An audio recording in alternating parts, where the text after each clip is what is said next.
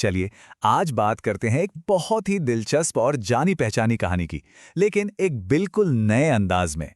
ये कहानी है दो बहुओं की, जो एक बड़े से पारंपरिक परिवार में आती हैं और जमीन आसमान का फर्क है दोनों में। तो कहानी में है दो बिल्कुल अलग अलग बहुएं। एक तरफ है आराधना, जिसे बेचारी को सब्जी के पैसे जोड़ने में भी दिक्कत होती है, और दूसरी तरफ है सेजल, जिसका तो सीधा सा कहना है, ये पढ़ाई मैंने किचन के लिए थोड़ी की है। और यहीं से आप देखिए, समाज ने इन पर जो ठप्पे लगाए हैं ना, वो साफ नजर आने लगते हैं। तो होता ये है कि ये दोनों एक ही बहुत बड़े जॉइंट फैमिली का हिस्सा बनने जा रही हैं, और बस यहां से इनकी जिंदगी हमेशा हमेशा के लिए बदलने वाली है। घर में पहला कदम रखते ही दोनों की जो पहली छाप पड़ती है ना, वो एक दूसरे से एकदम उलट होती है। अब देखिए, शादी वाले दिन ही इनके पढ़े लिखे होने का जो फर्क है ना, वो सबके सामने आ जाता है। एक तरफ सेजल का मंगेतर है, जो उसे स्टाइल से अंग्रेजी में प्रपोज कर रहा है, और दूसरी तरफ बेचारी आराधना, जिसे कैमरामैन ने एक हिंदी की शायरी दी और वो उससे भी ठीक से नहीं पढ़ पा रही। बस मेहमानों को तो मजाक उड़ाने का बहाना चाहिए था। और फिर वो दिन आता है जब वो अपने नए घर में कदम रखती हैं, और क्या देखती हैं? अरे भाई, वो घर तो घर कम और कोई मेला ज्यादा लग रहा था। 1 दर्जन से ज्यादा लोग, दोनों की तो आंखें फटी की फटी रह गई। उन्हें तो भाई जरा भी अंदाजा नहीं था कि वो इतने बड़े कुनबे में आ गई हैं। अच्छा, तो घर में उनकी पहली सुबह होती है एक पूजा से, और यहां एक बड़ी मजेदार बात होती है। एक तरफ पढ़ी लिखी सेजल है, जो किताब देखकर बिल्कुल सही सही पाठ कर रही है, और दूसरी तरफ जिसे सब अनपढ़ समझ रहे हैं, वो आराधना।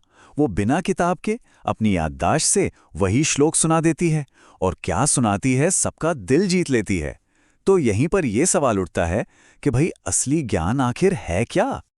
पूजा तो हो गई, लेकिन असली परीक्षा तो अभी बाकी थी। बहुओं की शायद सबसे बड़ी अग्नि परीक्षा, और वो थी पहली रसोई की रस्म। अब ये एक ऐसी चुनौती थी जिसके लिए एक पूरी तरह से तैयार नहीं थी, और दूसरी, खैर, उसे भी कुछ पता नहीं था। और फरमाइशें तो सुनिए, लिस्ट इतनी लंबी कि पूछो मत। किसी को आमरस चाहिए तो किसी को बिरयानी, आलू के पकोड़े, खेत पूरी, आम पन्ना, आम की चटनी। अरे भाई, ऐसा लग रहा था जैसे पूरे मोहल्ले को दावत पर बुला लिया हो। तो अब बारी आई पढ़ी लिखी सेजल की। वो तो मन में सोच रही थी कि चलो मैगी बना के काम चला लूंगी, लेकिन कहा, उन्हें तो दे दिया गया आटा गूंथने का काम। और फिर जो हुआ, कभी आटा इतना गीला कि हाथ में ही ना आए, तो कभी इतना सूखा कि पत्थर बन जाए। नतीजा ये हुआ कि सारा का सारा आटा बर्बाद। मतलब यहां साफ दिखता है कि किताबों का ज्ञान और असल जिंदगी का ज्ञान, दोनों में कितना बड़ा फर्क होता है। अच्छा, तो ये तो थी सेजल की कहानी। अब दूसरी तरफ आराधना को देखिए। वो मॉडर्न किचन के सामान से बिल्कुल अनजान थी। उस बेचारी ने तो इंडक्शन स्टोव को ही तवा समझ लिया, और परेशान हो रही कि भाई, इसमें गैस जलती कहां से है। तो मतलब ऐसा नहीं था कि सिर्फ एक ही तरफ कमी थी, दोनों का अपना अपना ज्ञान अपनी अपनी जगह अधूरा था। और तभी परिवार में से किसी ने क्या खूब कहा, एक को आटा गूंदना नहीं आता और दूसरी गैस नहीं पहचान पा रही। सच में, वो पहली रसोई कम और कोई कॉमेडी शो ज्यादा लग रही थी। दोनों बेचारी अपनी अपनी मुश्किलों से जूझ रही थी। लेकिन ड्रामा अभी खत्म नहीं हुआ था। क्लाइमैक्स तो तब हुआ जब आराधना ने मिक्सर चलाने की कोशिश की, और धड़ाम, मिक्सर का ढक्कन सीधा उड़ता हुआ हॉल में जाकर गिरा। अब इस पूरी तबाही के बाद सेजल ने दिमाग लगाया। उसने चुपके से एक हलवाई को बुला लिया, और आराधना भी इस राज को राज रखने के लिए मान गई। यहां तक तो सब ठीक था, थोड़ी नोक-झोंक, थोड़ी कॉमेडी। लेकिन अब कहानी एक बहुत ही सीरियस मोड़ लेने वाली थी, क्योंकि अब एंट्री होती है कहानी की विलन की, चाची शकुंतला। और उसकी नजर में ये छोटी-मोटी अनबन घर को तोड़ने का एक सुनहरा मौका थी। तो शकुंतला ने क्या किया? उसने बहुत ही चालाकी से सेजल के कान भरने शुरू कर दिए।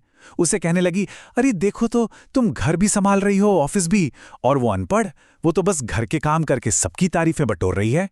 ये तो सरासर नाइंसाफी है। बस धीरे धीरे जहर घोलना शुरू कर दिया। और शकुंतला की ये चाल काम कर गई। जो जलन और नाराजगी उसने बोई थी, वो बढ़ने लगी। रसोई में एक जरा सी बात पर शुरू हुई बहस एक बहुत बड़े झगड़े में बदल गई। नौबत यहां तक आ गई कि परिवार ने रसोई ही बांट दी, एक मॉडर्न, एक ट्रेडिशनल। और आखिरकार इन सब से तंग आकर बेचारी सेजल ने अलग रहने का ही फैसला कर लिया। तो सेजल अलग रहने चली तो गई, लेकिन अब कहानी का रुख उसकी नई जिंदगी की तरफ मुड़ता है। शुरू शुरू में तो उसे लगा कि चलो आज़ादी मिली, पर ये आज़ादी की खुशी बहुत जल्दी अकेलेपन के कड़वे सच में बदल गई। और यहीं पर दोनों की जिंदगी का फर्क साफ नजर आता है। एक तरफ सेजल है जिसे सिरदर्द में भी उठकर अकेले ही खाना बनाना पड़ रहा है, और दूसरी तरफ आराधना, जब वो बीमार पड़ती है तो पूरा का पूरा परिवार उसकी देखभाल में जुट जाता है। कोई काढ़ा बनाकर ला रहा है, कोई आराम करने को कह रहा है। तब जाकर सेजल को एहसास होता है कि उसने असल में क्या खो दिया है। लेकिन यहाँ एक सवाल है, क्या ये सब जो हुआ वो सिर्फ दो बहुओं की आपसी नोकझोंक या जलन थी, या फिर इसके पीछे कोई बहुत बड़ी साजिश थी? कहानी अब अपने सबसे बड़े मोड़ की तरफ बढ़ रही है।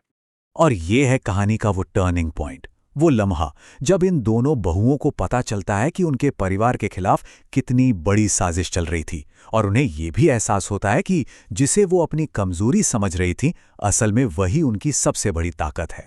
तो हुआ ये कि सेजल घर में हुई एक चोरी का पता लगाने के लिए पार्टी की कैमरा फुटेज चेक कर रही थी, और तभी अचानक वो शकुंतला को अपनी पूरी साजिश के बारे में बात करते हुए सुन लेती है।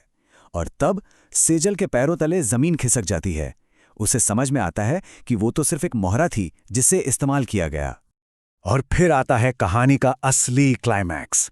शकुंतला ये सोच के कि आराधना तो अनपढ़ है, धोखे से उसे प्रॉपर्टी के पेपर्स पर साइन करवाने की कोशिश करती है, लेकिन सबके होश उड़ जाते हैं जब वही अनपढ़ आराधना उन अंग्रेजी में लिखे लीगल पेपर्स को जोर जोर से बिल्कुल साफ साफ पढ़ने लगती है। बस फिर क्या था, सेजल और आराधना एक हो जाती हैं। वो दोनों मिलकर पूरे परिवार के सामने शकुंतला की सारी साजिश का पर्दाफाश कर देती हैं, और वो बिखरा हुआ परिवार एक बार फिर से एक हो जाता है, और इस बार पहले से कहीं ज्यादा मजबूती के साथ। तो आखिर में कहानी हमें क्या सिखाती है? ये हमें दिखाती है कि कैसे इन दोनों ने समाज के लगाए हुए पढ़ी लिखी और अनपढ़ के लेबल को उतार फेंका और एक दूसरे की ताकत बनकर आगे बढ़ी, एक दूसरे की मदद की। कहानी का अंत बहुत ही खूबसूरत है। जहां से कहानी शुरू हुई थी हम वहीं वापस आते हैं, लेकिन अब तस्वीर बिल्कुल बदल चुकी है। अब आराधना सेजल को सिखा रही है कि सब्जियां और टमाटर डालकर भून लो, तो वहीं सेजल आराधना को बता रही है कि बस एंटर दबाओ और प्रिंट निकल आएगा। जो कभी उनकी कमजोरियां थीं, आज वही उनकी मिलकर ताकत बन गई हैं। तो ये कहानी हमें एक बहुत बड़े सवाल के साथ छोड़ जाती है। सोचने वाली बात है, असल में ज्यादा जरूरी क्या है, फॉर्मल एजुकेशन जो हमें किताबों से मिलती है, या फिर जिंदगी के तजुर्बे से मिला प्रैक्टिकल ज्ञान? शायद असली समझदारी इन दोनों के बीच सही बैलेंस बनाने में ही है।